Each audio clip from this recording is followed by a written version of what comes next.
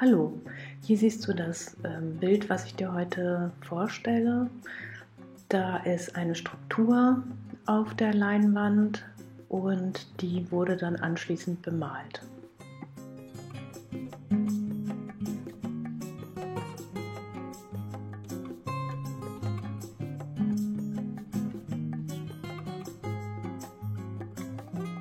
Wie du eine Strukturpaste herstellen kannst, wie du sie aufträgst, welche Werkzeuge und so weiter, das habe ich schon in einem anderen Video erklärt.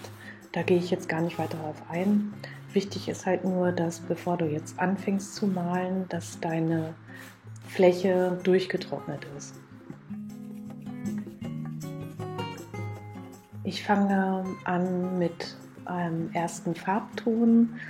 Das Bild soll wieder in Blau, Türkis, Weiß Farbtönen gemalt werden, weil ich auch ganz gerne ein Pendant haben möchte zu den Bildern, die auf Folie gemalt wurden.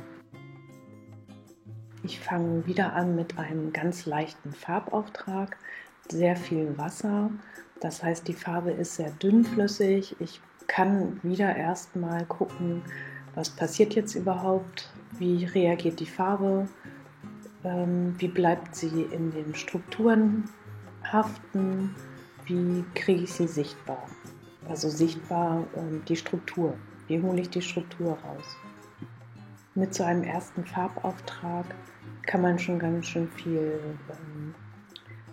Ausdruck reinbringen, aber ich weiß, ich werde noch zigmal über die Fläche gehen, weil mir die Farbe oft viel zu frisch aussieht.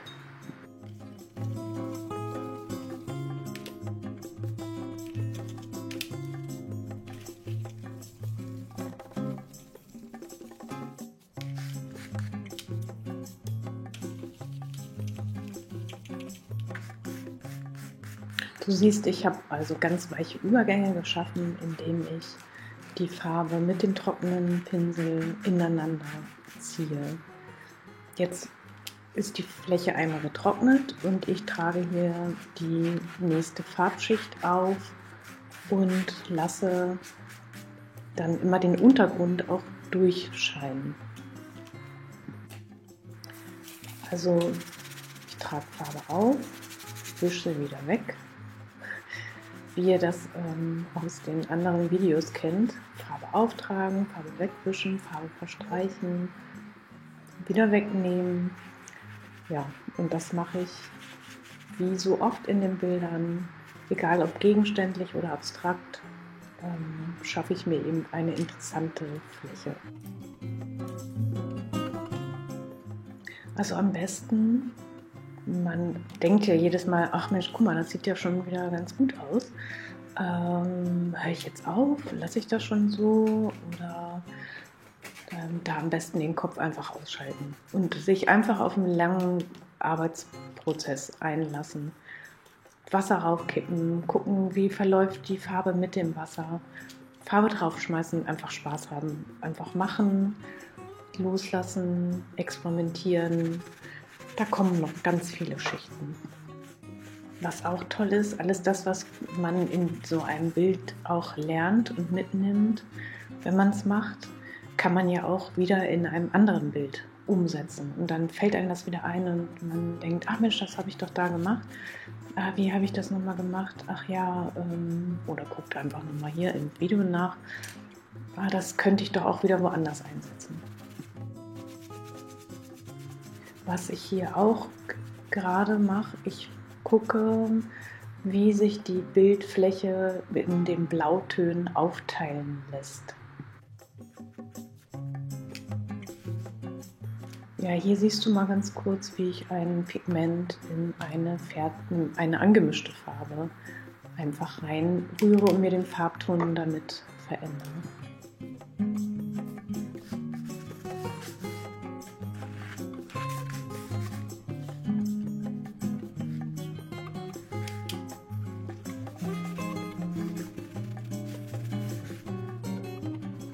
Ich habe also ein ganz dunkles Blau, ein kräftiges Türkis, und was mehr ins Blau geht, ein Weiß und ein Türkis, was ins Grün geht. Und mit diesen Farbtönen möchte ich meine Farbfläche oder eine Farbfläche gestalten.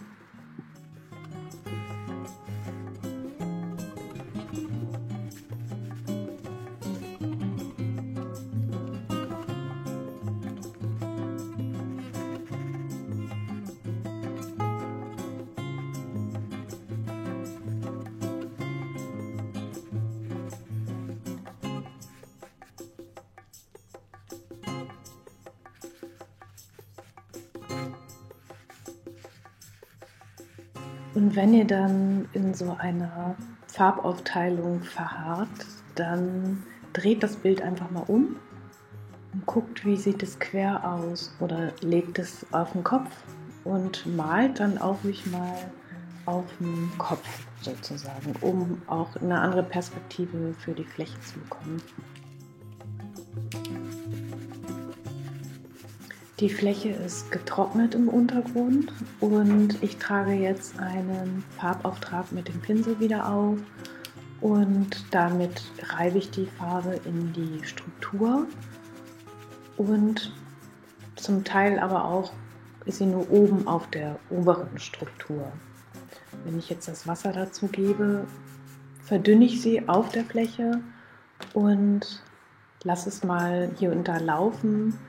Ziehe hier gerade die trockene Farbe oben wieder ab, also die ist eher trocken, die Farbe, nicht so nass wie da unten gerade, und wenn sie halt nass ist, lässt sie sich anders abwischen. Ich nehme viel mehr Farbe ab, als wenn sie schon so trocken ist.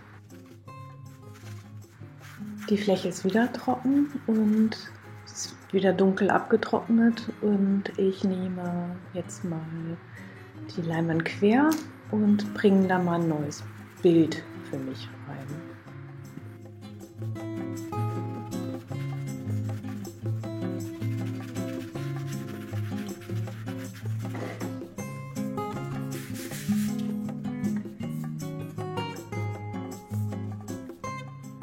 Ja, dann wieder ruhig drehen und mal einen ganz kräftigen Farbton ausprobieren.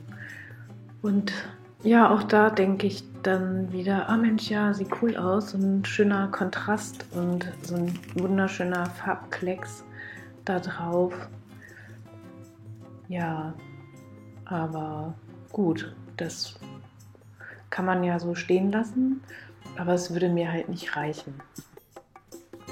Und euch sicher auch nicht. Und ich werde den gleich wieder wegnehmen und probiere aber ruhig noch mehr aus, weil die Farbe ist noch nass, die trocknet nicht so schnell an, und deshalb kann ich da ruhig wieder weiter experimentieren. Und umso mehr Farbschichten übereinander liegen, umso mehr Tiefe kommt in das Bild.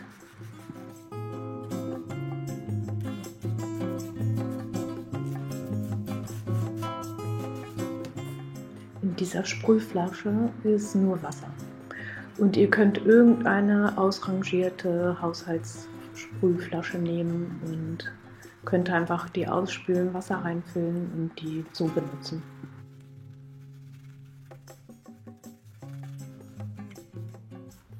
Ich lasse die Farbe da unten jetzt auch nochmal laufen, gebe also Wasser dazu und lasse es einfach mal so stehen. Und oben male ich jetzt Weiß drauf, weil ich die Farbe pastelliger haben möchte.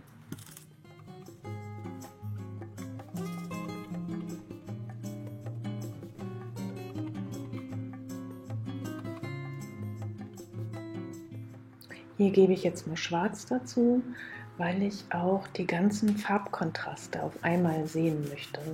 Ich will wissen, wie das Bild mit Tiefen, mit Höhen und mit andersfarbigen Farben aussieht. Den Pinsel kennt ihr, damit kann man eben auch wieder, wie ich das in den anderen Videos schon gezeigt habe, auch die Farbe nicht nur verteilen, sondern eben auch so verstreichen, dass da auch diese Pinselspuren sichtbar werden. Und die Pinselspuren ja auch immer so eine Struktur hinterlassen, die dann ganz spannend aussieht. Die Struktur, die jetzt hier entstanden ist, gefällt mir ganz gut. Auch das Schwarz hier drin, das hat tolle Spuren hinterlassen. So, ich werde noch mal heller und die Farbe trocknet ja auch immer wieder dunkel ab. Also ich arbeite jetzt wieder auf einer getrockneten Fläche. Und was ich auch schon aufgezeigt habe, probiert es ruhig auch immer noch mal aus mit ein paar Kratzern in der Fläche. Denn so Kratzer kann man reinkratzen, man kann sie nachher aber auch als Kratzer drauf geben. Und diese Spuren kann man auch gut als Unterteilung nutzen, in einer horizontalen Linie zum Beispiel.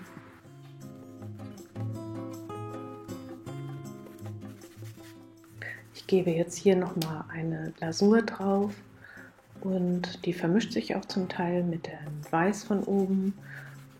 Ja, die trage ich auf und wische zum Teil wieder runter und damit färbe ich die unterliegende Schicht ein. Hier kratze ich die Farbe wieder richtig ab, sodass die Farbe aus dem Untergrund wieder richtig hervorkommt, und das habe ich eben auch oft in dem anderen Video gemacht mit der Folie.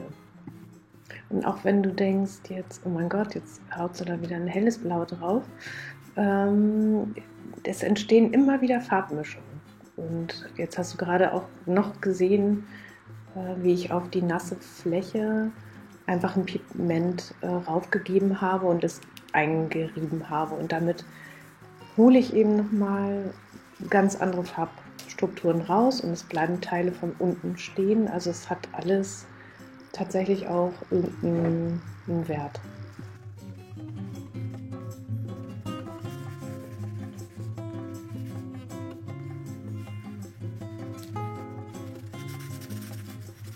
Du selber kannst das ganze Bild mit deinen Farbtönen machen. Ich mag das gerne in solchen Blautönen, und wenn du es in anderen Farbtönen machst, bleib in einer Nuance. Das ist einfacher, und gebe dann einen neutralen Farbton dazu, wie eben so ein Ocker. Der mischt sich zwar auch leicht ins Grün mit dem Blau, aber er ist relativ neutral. Du kannst auch sehen, was dir gefällt in dem Video, und kannst eben genau das auch ausprobieren. Das muss nicht so lange bearbeitet werden, wie ich das mache. Nimm einfach Teile raus, die du für dich verwenden kannst, und setze es dann in deinen Farben um, denn man kann immer besser etwas machen, wenn man die Farbtöne mag.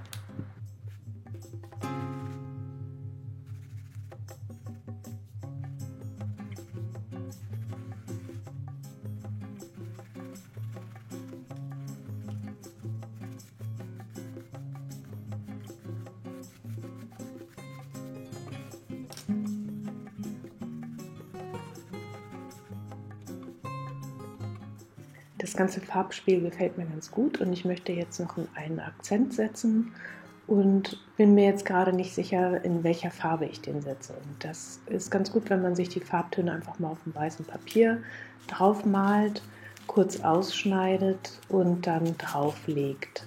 Das können auch Stoffe sein, die ihr rauflegt als Farbmuster, oder ein Band, egal, also färbt ein Papier ein oder reißt euch einen Schnipsel irgendwo aus einer Zeitschrift raus.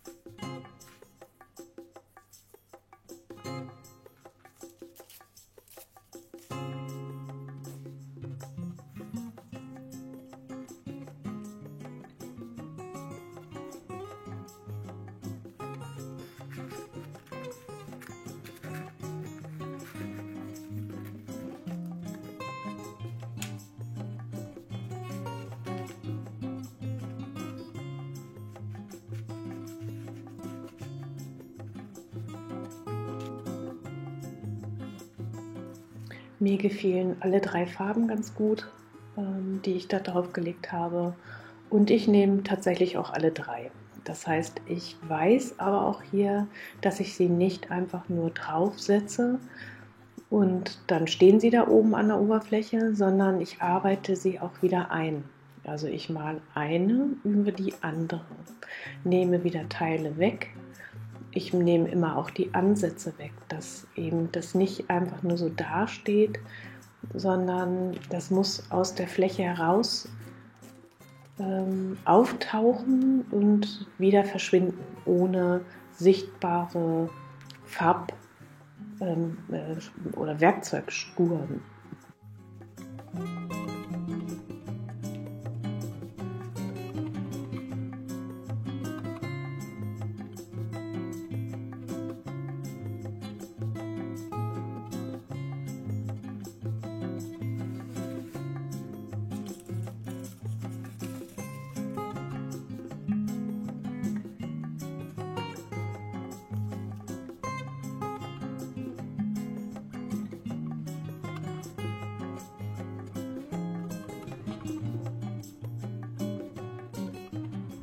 Das ist eigentlich hier nochmal ein ganz gutes Beispiel dafür, dass irgendwie auch alles da seinen Sinn hat, denn das habe ich ja schon ausprobiert in einer ganz ersten Schicht. Und jetzt weiß ich ja schon, ich bin mir schon sicher, was passiert, und deshalb kann ich selbstverständlicher mit der Farbe umgehen. Und das ist halt schön, wenn du die ersten Schichten nutzt, um dich auszuprobieren, um das kennenzulernen, um es nachher gezielt und sicher einzusetzen.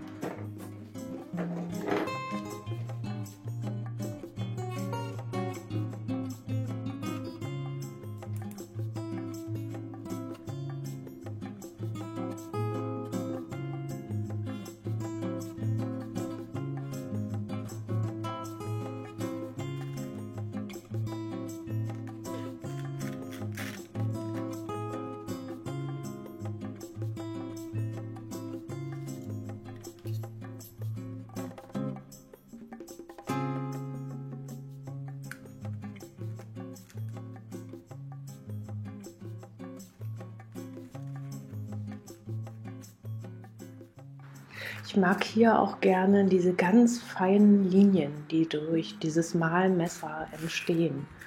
Also ich trage es auch hier wieder auf, nehme die Farbe wieder weg und lasse zum Teil eben Flächen stehen und lasse zum Teil die Linie stehen.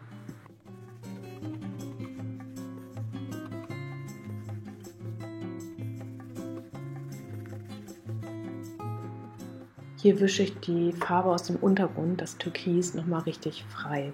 Das ist ähnlich wie bei den Bildern auf Folie. Da habe ich immer wieder die Folie durchblitzen lassen. Hier ist es etwas schwieriger, weil du musst eben im Untergrund schon die Farbe setzen, die du dann herausarbeitest, und du arbeitest dir hier auch eine Linie ein, die du beim Rauswischen auf einer Folie schon hast, weil das Gold dann oder das Silber eben da aufblitzt.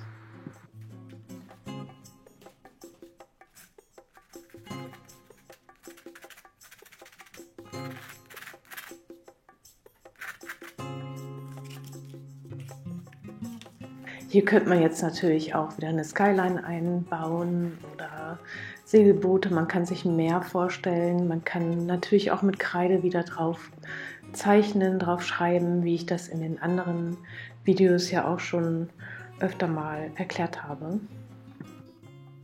Ich habe es jetzt aber so gelassen, weil mir gefiel es so. Es soll ganz gegenstandslos sein.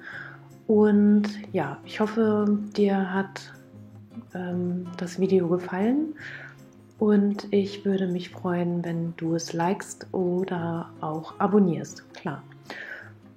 Ja, danke für dein Interesse und hoffentlich bis zum nächsten Mal. Tschüss!